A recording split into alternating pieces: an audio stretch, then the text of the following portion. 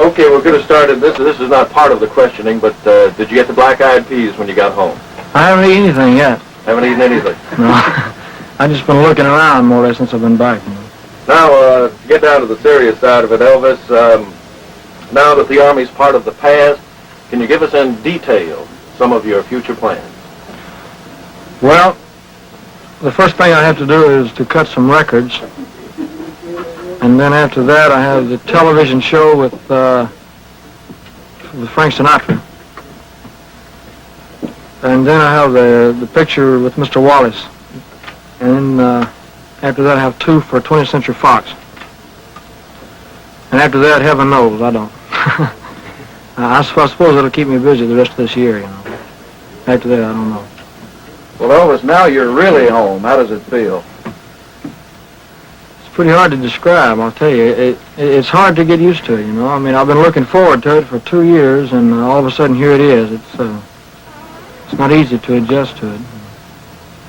Now that you are back, as you look back on your 2 years in the service, what was the most important thing that happened to you during your 2 years, whether it was overseas or here in the States? Well, there were a number of things that happened. I had quite a few interesting experiences. Slept out in the snow, ate sea rations, you know, all the regular thing. But I suppose the biggest thing of all is the fact that I did make it. I made it just like everybody. I mean, I tried to play it straight, you know, like everybody else. And I made a lot of friends that I never would have made otherwise. And all in all, it's been a pretty good experience, you know. Elvis, you still have time to serve now for Uncle Sam. Have you given any thought as to where you're going to serve your reserve training? Well, sir, I will be on the reserve status here in Memphis at the Reserve Center here. But they have a clause which covers people with traveling jobs.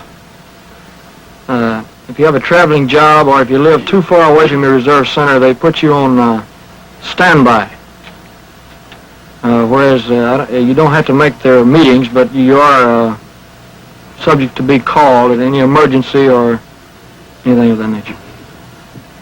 Elvis, one of your future commitments, as you mentioned, is the Frank Sinatra show on the ABC television network. Do you have any idea of when this will be aired?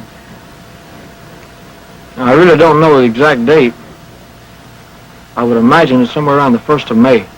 If you'll forgive me, I have one other part to my question. We understand, speaking of Frank Sinatra, that there has been some rumor about Nancy Sinatra and yourself. Is there a romance in the making here? No, sir, I'm afraid not. I only met her in Fort Dix. And she gave me a gift from Frank. And it was very brief. I think she's engaged to Tommy Sands. I don't think he would appreciate that. Thank you very much. Elvis, do you think the music has changed since you've been out of the service? I mean, since you've been in the service? Possibly, yes. I can't say, really. I haven't been here long enough to even know. Excuse me. The only thing I can say is that if it has changed, well, I would be foolish not to try to change with it, you know. But as of now, I have no reason to change anything.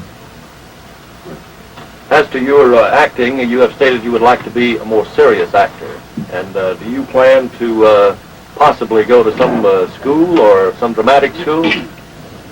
Well, it wouldn't hurt me any to go to school, but I learn best by experience. I never was very good in schools of any kind. And it's going to take me a long time and a lot of experience. But that is your ultimate ambition? But as at the present time, it really is. That's what I want to do. Elvis, you were asked about Nancy Sinatra. How about any romance? Did you leave any heart, shall we say, in Germany? Not any special one. There was a little girl that I was seeing quite often over there. That her father was in the Air Force, and actually they only got over there about 2 months before I left. I was seeing her, and she was at the airport when I left, and there were some pictures made of her, but it was no big romance.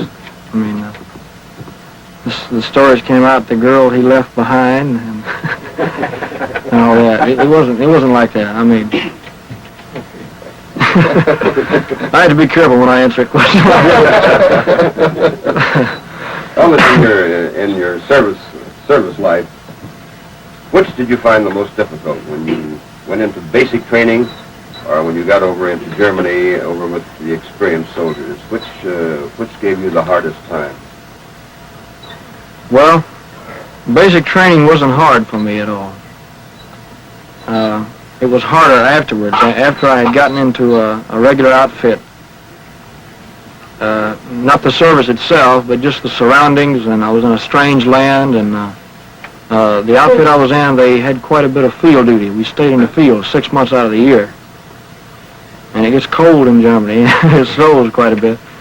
And it was pretty hard to adjust to. One thing further on that, do you have any advice for the boys your age who are now going to have to put in a certain amount of duty in the service? Well, the only thing I can say is to play it straight and to do your best, because you can't fight them. They've never lost yet, you know? And you can't fight them. So you can make it easier, you can make it hard on yourself. I mean, if you play it straight, get the people on your side, let them know you're trying, you as the Army would say, you've got it made. And if you're going to try to be an individual or try to be different, you're going to go through 2 years of misery. Elvis, when do you think you'll record again? And when you do you think you'll lean toward the ballad-type music or the more upbeat sounds? Well, as far as when I'll record, I really don't know. Possibly this week or next week. And what I'll record, I don't know yet.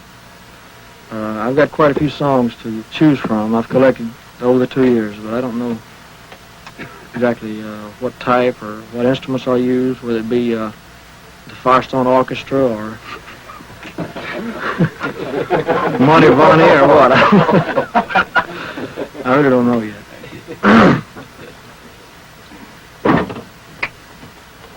Shoot.